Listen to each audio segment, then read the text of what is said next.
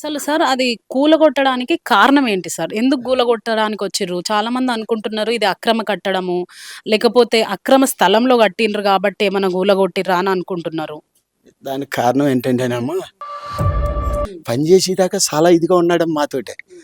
అయిన తర్వాత నుంచి ఒక దుర్బుద్ధితోటి, ఒక సైకోగా రాజు నేను మహారాజును, హ్మ్. కొడుకేమో యువరాజమ్మ. అసలు అక్కడి నుంచి మొదలెట్టారమ్మా రాశిగాలు దోపిడీ.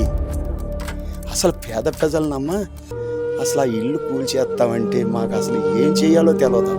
ప్రశ్నిస్తే కలెక్టర్ గారు ఆయన దగ్గరే, ఆయన నుంచోమంటే నుంచుంటారు, కూర్చోమంటే కూర్చుంటారు. ఎస్పీ గారు పశ్చిమ గోదావరి జిల్లాకి ఎస్పీ కాదమ్మా, కలెక్టర్ గారు పశ్చిమ గోదావరి జిల్లాకి కలెక్టర్ గారు కాదమ్మా. రఘురామకృష్ణరాజు గారు అడుగుజాడలు. వాళ్ళు ఆయన ఏది చెప్తే అది, ఆయన నందంటే నంది, పందంటే పందమ్మ. ఈయనకు ఒక సైకో కొత్తపల్లి నాగరాజు అన్నాడు ఒక పిఏ కింద చేరాడమ్మ. మీ మీ ఇల్లులు కూలగొడుతున్నప్పుడు మరి చంద్రబాబు నాయుడు గాని, కూటమి ప్రభుత్వంలో ఉన్న వాళ్ళు ఎవ్వరు గూడా ఇప్పటికి గూడా స్పందించడం లేదు. ఎందుకని?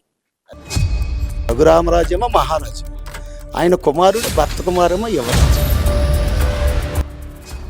అసలు మమ్మల్ని ఏం చేసేస్తాడని విపరీతమైన భయం అమ్మ. అంటే ఏంటంటే కారణం ఏంటేనమ్మా, అతన్ని నేను చంపేస్తాను, అతన్ని నేను ఉంచను.